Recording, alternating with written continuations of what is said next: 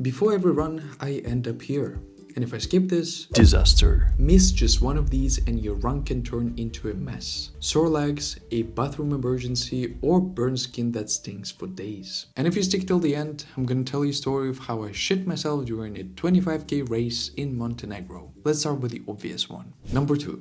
Drink water. You want to make sure you stay hydrated throughout your run. If you don't carry water with you, then I do recommend drinking a bit more in advance. Sometimes I can drink up to a liter, sometimes even a little bit more before the run. Now, if you can't carry a bottle with you, that's great, but I find it quite uncomfortable to run with a bottle of water. It creates this sort of instability where you have to carry it in one hand, then the hand gets tired, and I don't like it. There's also a possibility to buy water in the shops as you run. Sometimes I do that if it's really hot, if it's like 35 degrees and I'm running for like 15-20k, then of course there's no way for me not to buy water. But if it's a colder day, I don't want to carry water with me, I'll just drink as much as possible before the run. Yes, it might be a little bit less convenient in the very beginning because the water is all wobbly in your belly, but after a while it's a lot better for me. Number 3, decide your route or your run time. If you don't decide what run you're going to do, what are you going to run then? So I do recommend either choosing the time you're going to run, the distance you're going to run, or actually like putting the route that you're going to run. So you'll actually know the 3 things. Before every run, I sit down and I start researching. I try to run in new places as much as possible so that every run is a new run. And the important thing is that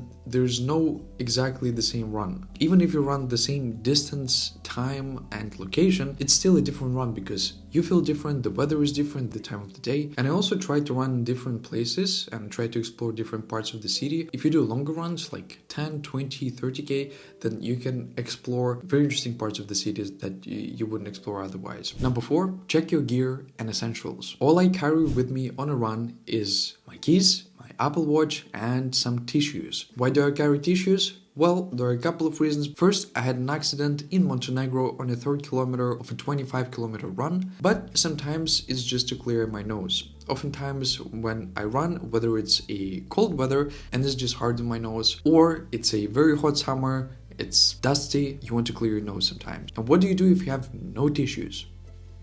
So that's why I have them. Make sure to check the essentials before the run. Number 5 and 6 combined. Weather/sunscreen. If it's a hot day, you want to make sure your skin is protected, so go into your weather app. Search for UV index. They usually say at what index you want to apply the sunscreen. Now, I used to hate applying sunscreen, and a solution I found is a spray sunscreen. So instead of getting my hands oily, I just spray it on myself. Saves a lot of time, mental struggles, and it's actually not that expensive. I mean, depends on where you buy it, but the one I buy it is pretty good. Also, try to make sure that your sunscreen is something sports related so that it doesn't just go away very easily with the sweat. And you're good to go. Number 7, food before the run. You want to make sure you don't eat right before the run because it's going to be a lot harder for you to run. I do recommend eating at least an hour. Ideally, an hour and a half, maybe even 2 hours, depending on the way you eat. You can find the best schedule for you. Now, if I eat like 30 minutes before the run, it's going to be a lot harder to run. It's a bit hard to breathe. You feel like you will vomit and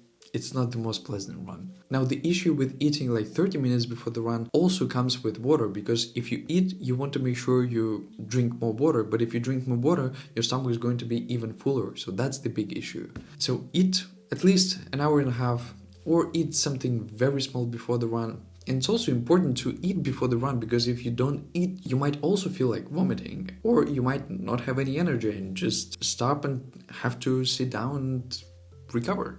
Number 8, tie your shoes properly. When you tie your shoes, you want to make sure you raise your foot a little bit up. So you try to get this muscle to contract. Then you tie your shoes with this muscle contracted. And therefore, when you relax this muscle, you are going to have a good pressure with your laces, but at the same time, it's not going to be too hard. So try that in the next run. 9, tell someone where and when you're going. You never know what type of run you're going to get. You never know the weather, the people, you don't know anything. And it's important to let other people know so that if anything happens to you, at least people know where to search, especially if you go for longer runs. Imagine you run 15 kilometers away, like into the woods. So it's really important to let other people know. Just send them a message. Sometimes I send a screenshot and literally just draw a path on the screenshot and good to go. Takes a little bit of time, but it's better for yourself, it's better for other people, there is no stress, so please do that. Number 10. Charge your watch/headphones. You will not believe the amount of times I was about to start running, but I couldn't because my watch wasn't charged and I'd have to wait for like 20-30 minutes to have it charged or to run without it. And because I don't run with the phone, I will run with absolutely nothing. First, it's bad because nobody can track you if you get lost, but secondly, there's no way for you to track the results. For example, the VO2 max, the speed, your heart rate zones, these are really important to track, and even if you don't know what that means, just pay attention to the trends. Is the trend going up? Is the trend going down? Like, are you progressing? Are you digressing? If you're digressing, there might be something wrong and you might want to take a look into that. So do these before every run and thank me later. Now let me tell you about the run where my guts exploded. I decided to go for a 25-kilometer run in Montenegro. So I was running from Sateev to one of the other cities, 12.5 kilometers one way, 1.5 the other way. I had never run this much and I decided, why not? Set a new record. Literally about 500 meters after I started, my stomach started aching, and on the 3rd kilometer it was so unbearable I just had to stop on the side of the road, and as the cars were passing I had to do the thing. I'm pretty sure I had some intoxication, and so I actually lost a lot of water on that side of the road, and I was doubting whether I should continue running or not. Eventually I decided to continue. I finished the 25k, and yeah, that's the story. That's why it's important to visit the bathroom before and make sure to have tissues with you. If you found this video valuable, you want to make sure to click on this video here because there's a good chance that you will like this video. So go ahead and click on it.